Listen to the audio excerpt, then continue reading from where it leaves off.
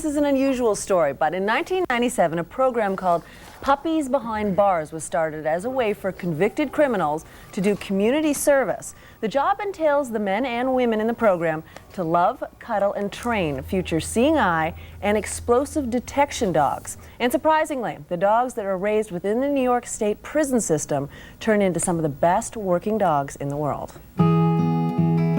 Show her the way. Kelsey, let's go.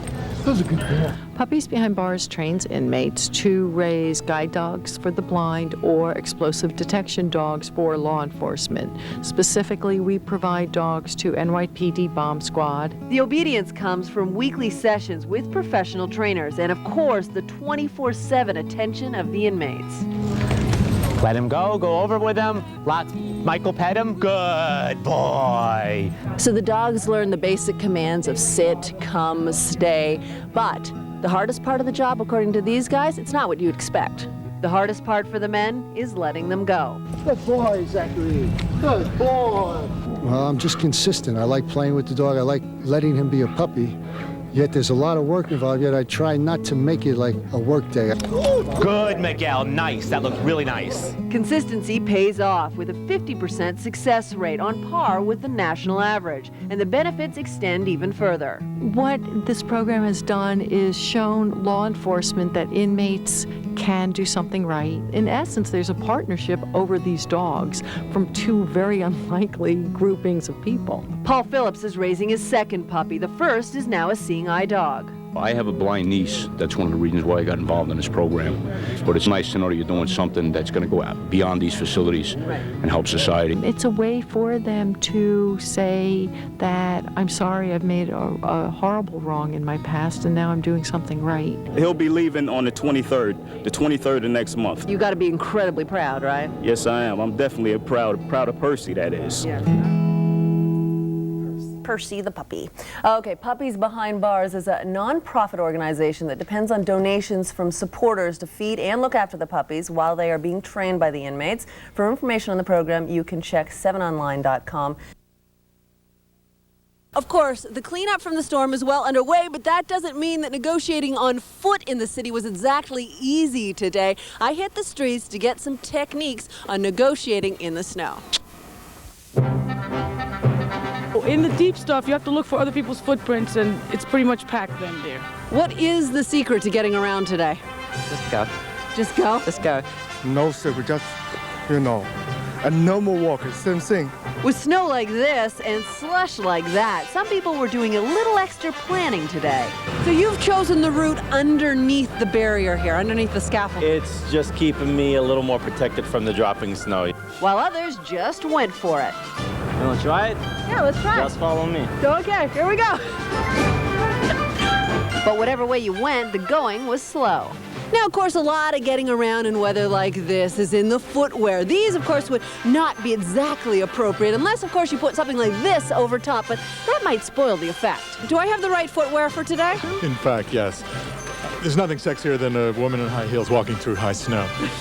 People were lucky in Soho with crews there just to clear the path. So what was the assignment? What did they say to you? We have to make walkways for people to go back and forth across the street. As a last resort, consider the snow shoveling dog, always reliable to clear a path.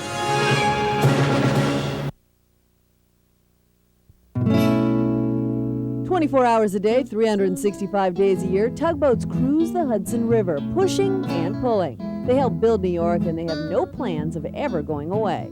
You are always going to need tugboats, small boats, big boats, the tugs to help dock ships, tug to move all these barges around. That's some serious job security. Yes, it is. This is not a job for the seasick. The Genesis 5-person crew is on the boat for 7 days. They work 6 hours on and 6 off, securing their freight and moving it from one place to another. Okay. Hold on like that. Hold it like this. Just aim for that horn. Oh, no! Oh! All right. I think that's sort of cheating, but good enough.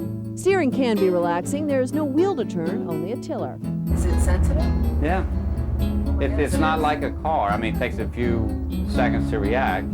And you're not supposed to run into buoys or anything. No, that's it. But don't let the tiller fool you. This is no sailboat. They use about 1,800 gallons of diesel a day, and it is all about power. Just checking out the engine room requires headphones. So we have two engines. Both are rated about 1,300 apiece. That's enough horsepower to like move a couple of houses. The tug does act as a home away from home for the guys. They get a room with a view, bathing facilities, laundry, and even galley-cooked meals.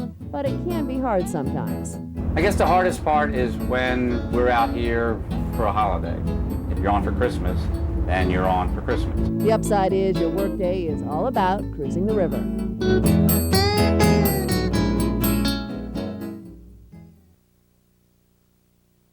It's been said thousands of times in the past week, but the truth often bears repeating. The horrific events of September 11th, 2001 have changed us forever.